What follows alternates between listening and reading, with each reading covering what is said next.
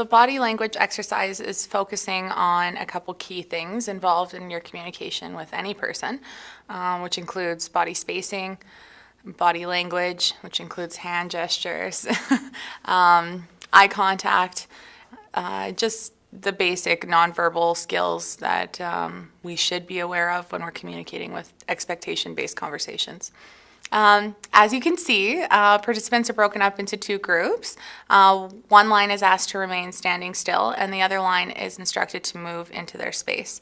As you watch signs of anxiety arise, you'll see fingers tapping, hands clenched, arms crossing.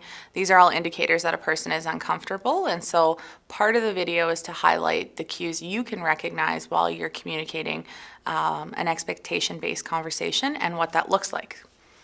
Okay, ready? 3, 2, 1. That's good. Oh, interesting. Okay. Oh, so she's not really good. She was good when I was back here. Yeah. There you go. Did you see that? Her hands went and gave you a big indicator. I was going to, just because you seem nice and you're a lady, I'm going to let you a little bit closer, but I changed my mind, so move back. Read the body language, right? So the idea is this is about 6 feet. So this is normal for an exercise like this. This is a social environment. It's a controlled space. Nothing crazy is going to happen, so you know that I'm not intimidating in any way. Over here, where you originally said stop, this is called personal space. So 2 to 4 feet is personal space. If I come up here like this is called intimate space. Notice how the anxiety just completely shifted.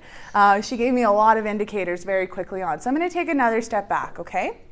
So they say, in order for a person to feel comfortable, you should always maintain 2 to 4 feet, okay?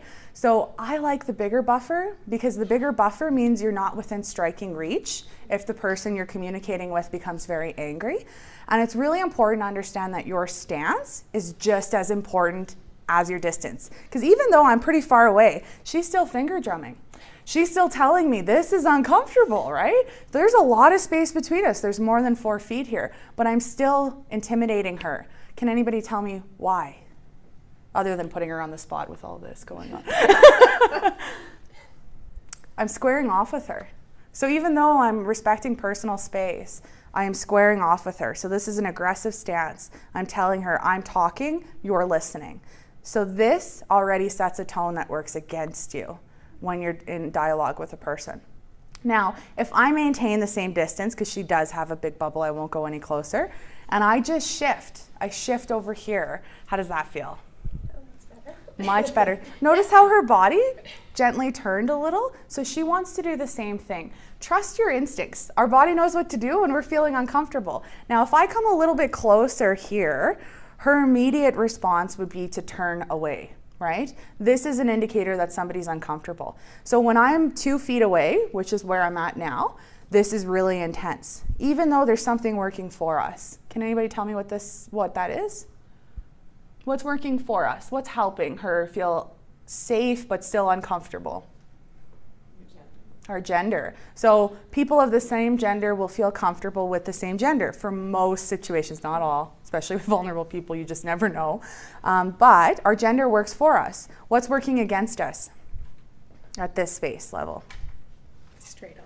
Straight on, my body language. Also, my height. I'm not really taller than her. My shoes help me.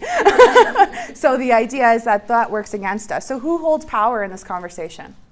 I do, because I'm taller than her. So a great rule of thumb, if you're a tall person, always do one of these. Because when you're tall, you're towering over, so your eye contact is not at the same level.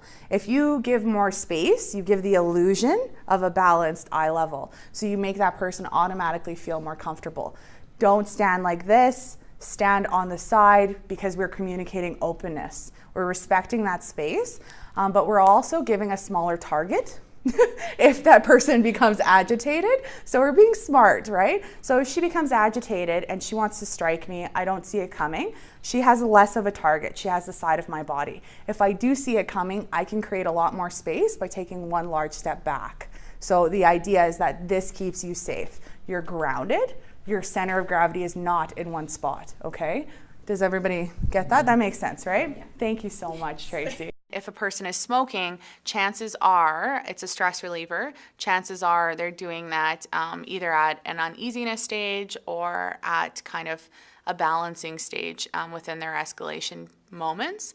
So you want to respect the fact that you don't want to trigger a response. So by going and speaking with a person and standing off on an angle, you're respecting personal space.